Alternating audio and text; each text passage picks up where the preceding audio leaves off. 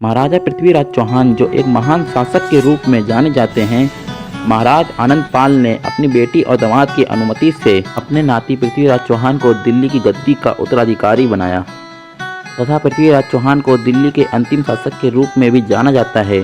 पृथ्वीराज चौहान ने ही दिल्ली का नव निर्माण करवाया और वे बचपन से ही तलवारबाजी और तीरंदाजी के शौकीन थे। करनौल का राजा जयचंद पृथ्वीराज की उन्नति देखकर जल रहा था और वह उसका घोर शत्रु बन गया। लेकिन पृथ्वीराज चौहान जयचंद की पुत्री संयोगिता से प्रेम करते थे। जब इस बात का जयचंद को पता चलता है तो वह अपनी पुत्री के लिए एक स्वयंवर का आयोजन करता है, जिसमें वह पृथ्वीराज चौहान को नहीं बुलाता।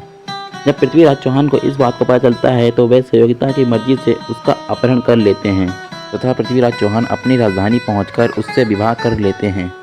पृथ्वीराज चौहान ने अपने राज्य का विस्तार राजस्थान से लेकर हरियाणा तक किया और मुस्लिम आक्रमणों से बचने के लिए पृथ्वीराज चौहान ने राजपूतों को एकजुट किया।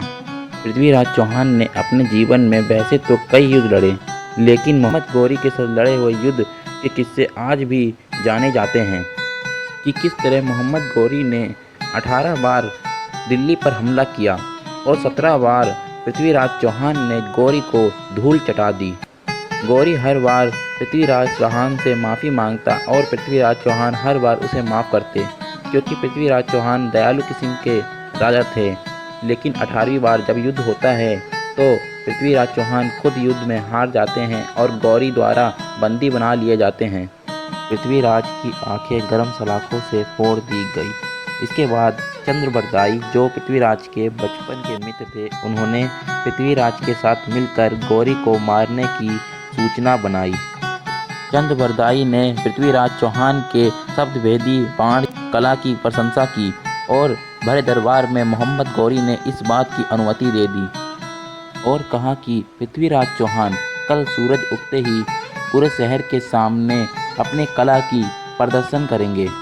उस वक्त चंद्रबरदाई ने पृथ्वीराज को इन पंक्तियों 4 बास 24 गज अंकुल अष्टप्रमाण ता ऊपर सुल्तान है मच्चू के चौहान, इस पंक्ति के माध्यम से पृथ्वीराज चौहान को ये बताया कि मोहम्मद गौरी कहाँ पर बैठा है।